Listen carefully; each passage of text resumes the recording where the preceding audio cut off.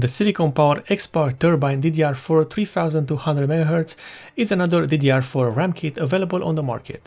This is the simpler and cheaper and non-RGB variant of the main gaming DDR4 RAM offered by SuperP. However, this RAM kit should deliver the same performance as its more expensive counterpart and also satisfy the demand of performance-oriented RAM kits with no RGB. This RAM kit is available for roughly $100 or euros, but the price may vary, especially these days when the stocks are a hit or miss for many brands and many products, especially RAM type memory.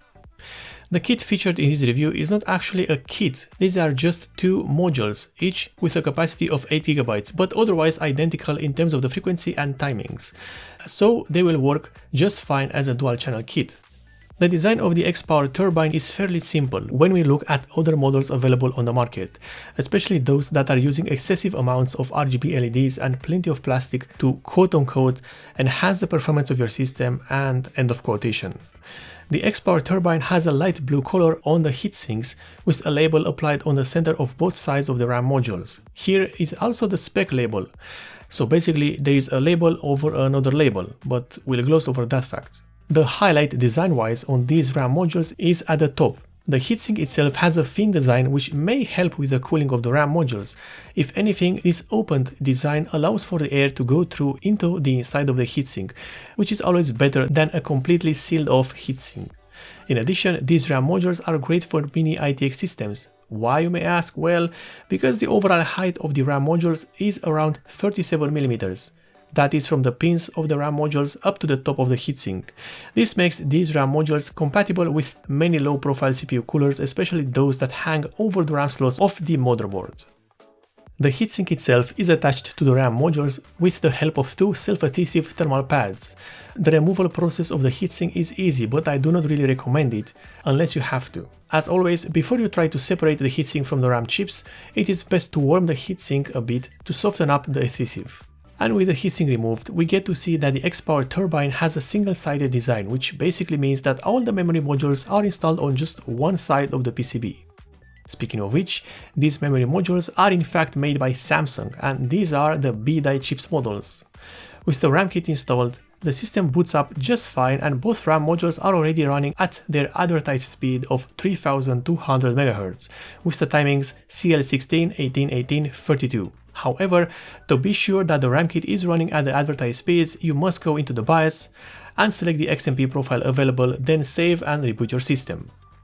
The testing system used in this review and in others uses an Intel i9 9900K CPU and an MSI RTX 2070 Super graphics cards. Before we have the testing of the RAM kit, we need to see what we can expect in terms of the overclocking, and this RAM kit has an XMP profile frequency of 3200 MHz with the timings CL16, 18, 18, 32 and a voltage of 1.35 volts.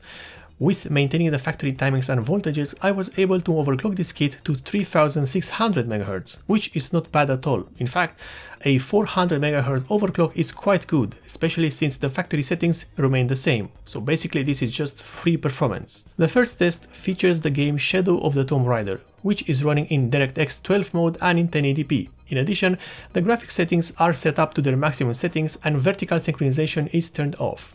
And in this game, the SuperP XPOWER turbine reached an average frame rate of 129 frames per second, with the 1% at 108 frames per second and the 0.1% at 92 frames per second.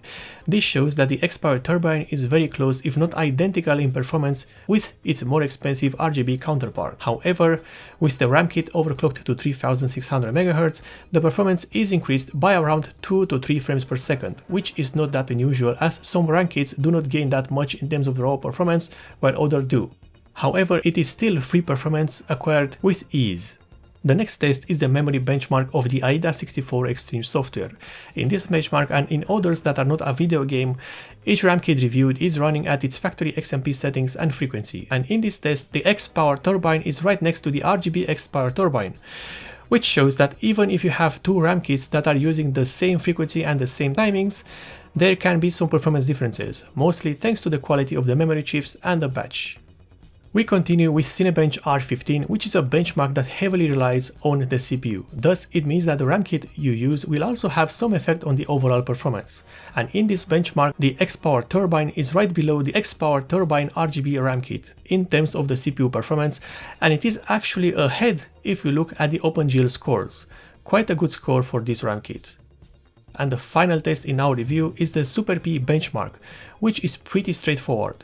It uses the system to calculate a number, and the lower the time the system needs to calculate the said number, the better the performance is. And in this test, the SiliconPower XPOWER Turbine reached a score of 428.6 seconds, which is just below the RGB variant with the same name.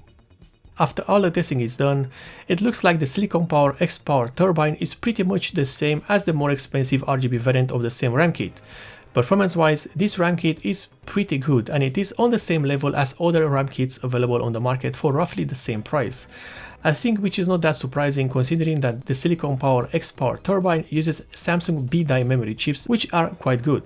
For a price of around $100 or euros, these RAM modules are a good alternative to the more mainstream RGB-enabled memory kits. The design is simple, but it may not be for everyone, as the blue color of the heatsinks can only be matched with certain motherboards or systems. Speaking of the heatsinks, the low-profile design also is a bonus for those that want to use an air CPU cooler and do not want their RAM kits to interfere with the CPU cooler itself. The overclocking potential with this kit is quite good. Better than what I had with the previous XPOWER Turbine kit. However, you have to take this as the reality that it is. Overclocking is not a guarantee, not even with identical RAM kits and CPUs. It's all down to your luck with the silicon in the chips. The XPOWER Turbine is then a worthy choice for a gaming system, especially those that are not into the RGB wave, and also those that do not want to pay for anything else but the performance and build quality.